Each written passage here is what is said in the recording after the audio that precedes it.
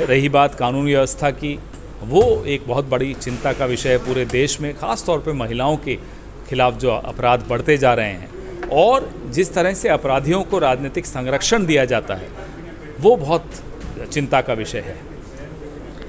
नीति और कूटनीति जहां तक सरकार ने अपनाई उसमें बहुत सारी इस तरह की योजनाएं लाई गई जिससे कि जनता को राहत पहुंचाई जाए।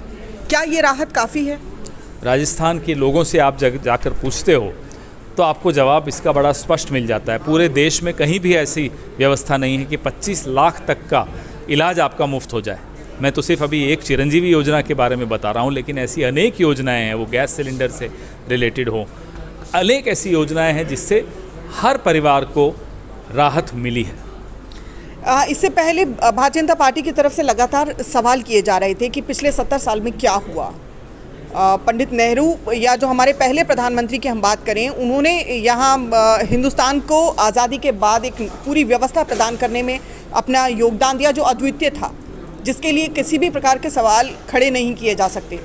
वहाँ इसरो की कामयाबी को किस तरह से देखे जनता? जो भी लोग ये पूछते थे, क्या इसका श्रेय भारतीय जनता पार्टी को जाएगा क्योंकि आज वर्तमान में भारतीय जनता पार्टी की सरकार है, या कांग्रेस को? कैसे देखा जाए इसे? जो भी लोग ये पूछते थे कि 70 साल में क्या हुआ, मुझे लगता है कि चंद्रयान की सफलता के बाद उनको इसका जवाब मिल गया होगा।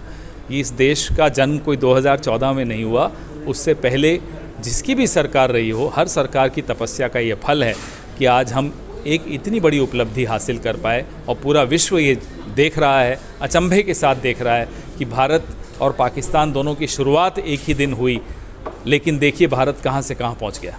भारत ज्ञान और विज्ञान से जब परिचित हुआ तो निश्चित ही उस समय भारत में कांग्रेस की सरकार थी और कांग्रेस के अद्वितीय प्रयासों के बाद और बाकी सभी लोगों के अद्वितीय प्रयासों के बाद भारत को स्वतंत्रता प्राप्त हुई।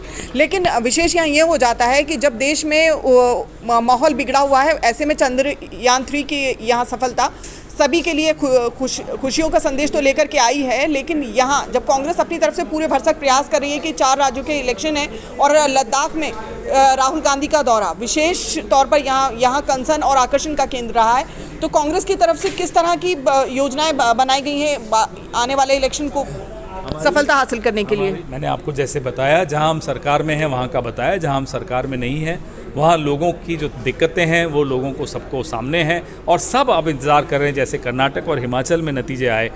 बाकी 3 जो राज्य और हैं जहाँ हमारी सरकार नहीं है वहाँ भी वही नतीजे आएंगे, वो तेलंगाना हो, वो मध्य प्रदेश हो या मिज़ोरम हो, उन तीनों सरकारों में भी कांग्रेस का ही अब आना बिल्कुल तय।